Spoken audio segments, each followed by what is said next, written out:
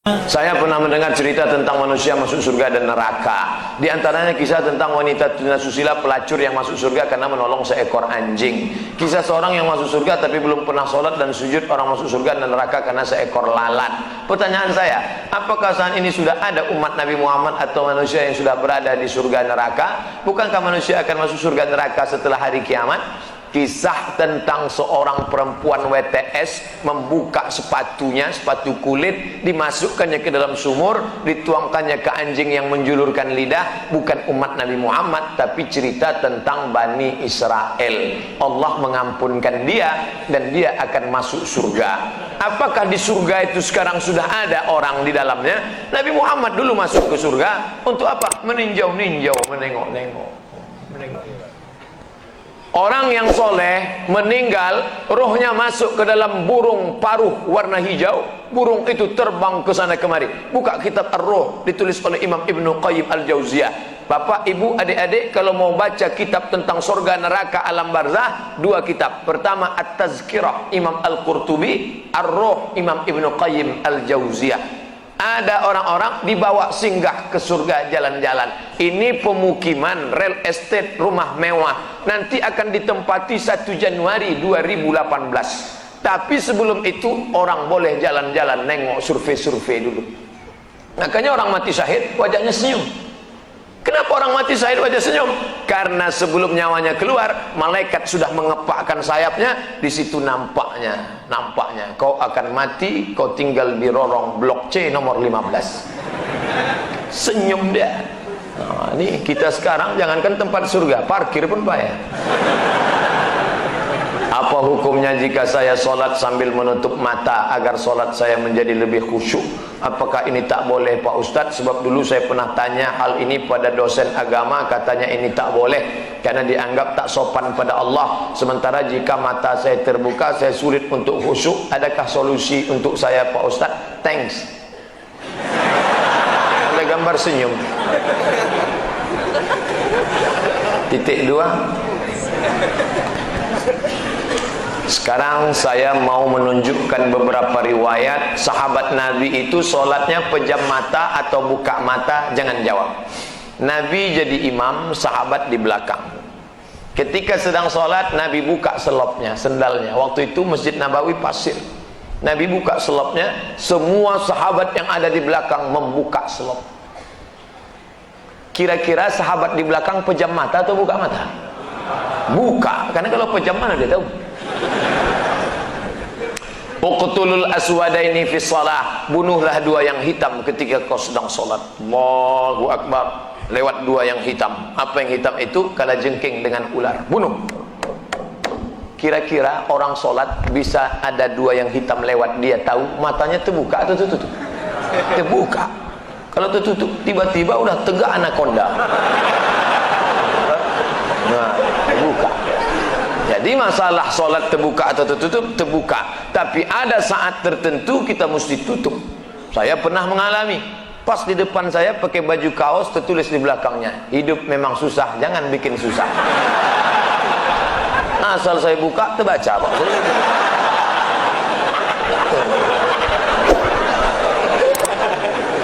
Jangan sholat ke masjid pakai baju bergambar-gambar, bertulis-tulis, pakai baju polos.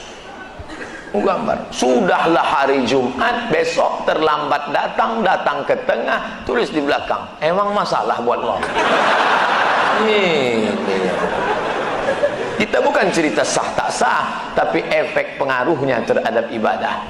Bagaimana pandangan Islam yang baik dalam mencari pendamping hidup seorang istri? 4 orang Pak Ustaz, sifatnya 4.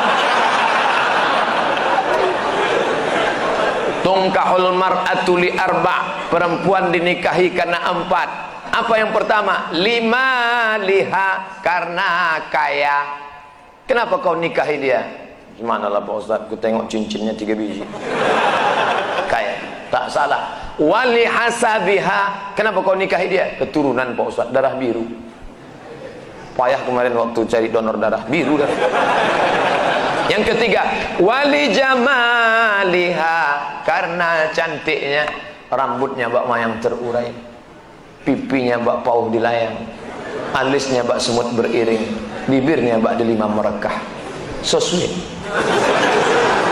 Walidiniha, karena agamanya. Fazfar bidzatiddin, pandang karena agamanya. Kau nikahi karena sukunya. Berapa banyak orang melanggar pantangan suku, dipecat dari suku. Kau nikahi dia karena kayanya, hartanya hilang melayang, kau tak suka lagi. Kau nikahi karena bentuk rupa, perempuan bagaikan bunga kuntum mekar, setelah itu layu, semuanya layu, dia akan berubah. Nikahilah karena agamanya. Ustaz Somad, ya, saya mahasiswa Ustaz dulu, ya. Bisa, saya sudah tamat kuliah Pak Ustaz. Mantap. Udah kerja Pak Ustaz? Alhamdulillah. Belum nikah Pak Ustaz? Nauzubillah. Bisa Ustaz carikan yang ada empat-empatnya Pak Ustaz? Kalau ada empat-empatnya ngapain untuk ente? Man talaba akhan bila aibin baqiya bila akhin. Siapa mencari kawan yang tak bercacat, seumur hidup tak akan berkawan. Menikah bukan mencari kesempurnaan, menikah menutupi segala kekurangan. Semenit setelah akad, mulailah kau nampak segala kekurangannya. Kurang cantik, kurang tinggi, kurang putih, kurang mancung, kurang. Maka setelah nikah, kau tutupilah segala kekurangannya. Setelah dapat, inilah dunia akhirat Pak Ustaz. Jangan lagi matamu liar kemana-mana. Kalau laki-laki sudah menikah, nampaknya perempuan cantik di jalan, pulanglah ke rumah. Apa yang ada pada perempuan di jalan itu, ada juga di rumah. Walaupun bentuknya agak lain sedikit. Bagaimana Ustadz menjaga kesehatan begitu jadwal padat? Tadi masuk WA ke sahabat kita, apa kata dia? Kalaulah Ustadz Somad itu made in Jepang, sudah lama rontok. Lalu apa yang Ustadz minum, apa yang Ustadz makan? Semuanya doa jamaah. Cobalah tengok di YouTube, di Twitter, di Facebook, di BBM, doa jamaah. Amin, amin, amin, amin, amin. Semoga Ustadz sehat, semoga Ustadz istiqamah, semoga doa menumpang tuah pada doa, mulut-mulut, tangan-tangan yang soleh. Mudah-mudahan kita bersatu dalam kebaikan insyaallah. Berapa takbir Idul Fitri Pak Ustadz? Berapa hari? Dari mulai tenggelam matahari sore, petang, malam takbir, sampai sore tanggal 13, 10, 11, 12, 13. Allahu Akbar, Allahu Akbar, Allahu Akbar. La ilaha illallah, wallahu akbar. Allahu Akbar walillahil hamd. Sampai jam 2 malam suara tak serak-serak. Begitu ditengok, rupanya flash disk.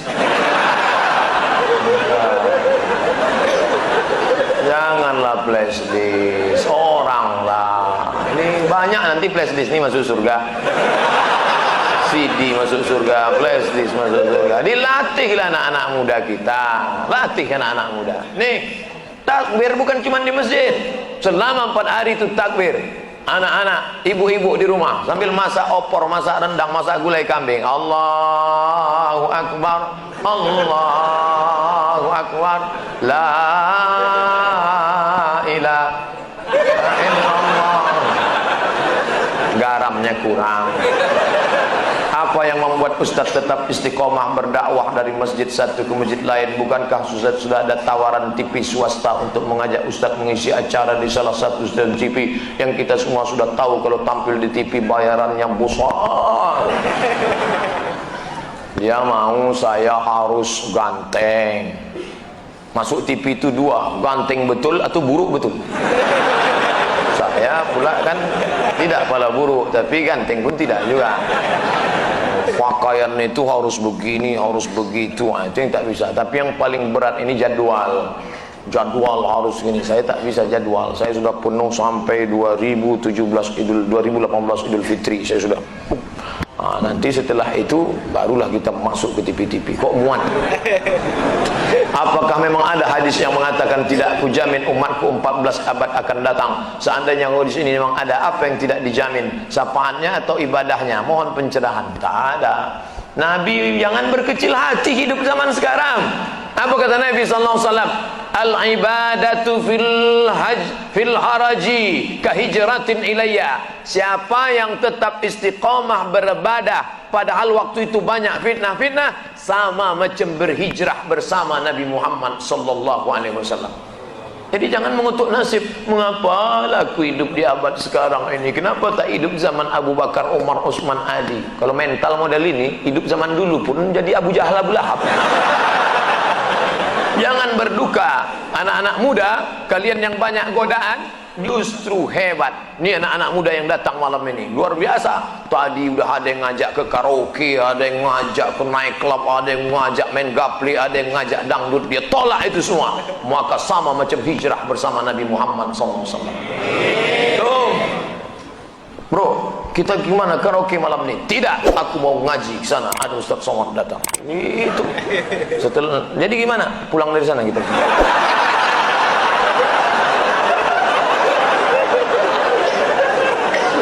Ada suatu hadis yang mengatakan bahwa menikah itu adalah sunnahku. Barang siapa yang tak mengikut sunnahku, maka dia bukan umatku. Bagaimana dengan Imam Syafi'i? Karena dalam buku autobiografi Imam Syafi'i mengatakan beliau tak nikah. Imam Syafi'i menikah. Dari mana Ustaz tahu Imam Syafi'i menikah? Bacalah biografinya. Yang tak menikah itu Imam Nawawi. Betul, ada imam dalam mazhab Syafi'i, Imam Nawawi. Imam Nawawi tak menikah. Imam Ibnu Taimiyah tak menikah. Sayyid Qutb penulis fi Zilalil Quran tak menikah. Syekh Abdul Fattah Abu Ghuddah menulis satu kitab judulnya Al-Ulama Al-Uzzab Alladzina Atharul Ilma Ala Zawaj. Biografi ulama-ulama yang tak menikah sampai mati karena lebih memilih ilmu daripada nikah. Kenapa Ibnu Taimiyah tak menikah? Kalau Ibnu Taimiyah menikah, istrinya itu pasti tetap tinggal karena dia lebih lama di penjara daripada di luar penjara.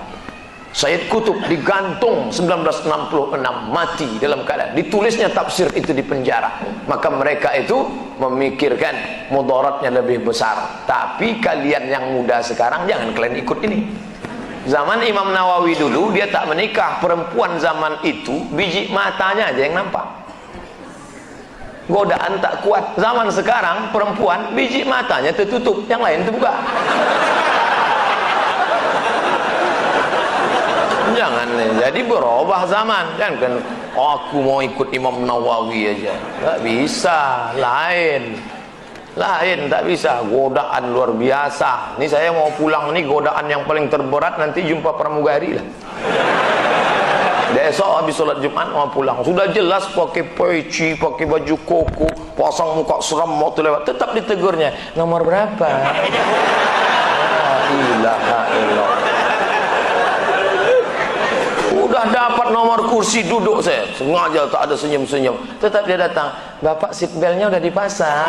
Astagfirullahaladzim. Ramah betul lah dia. Silap pula lama-lama.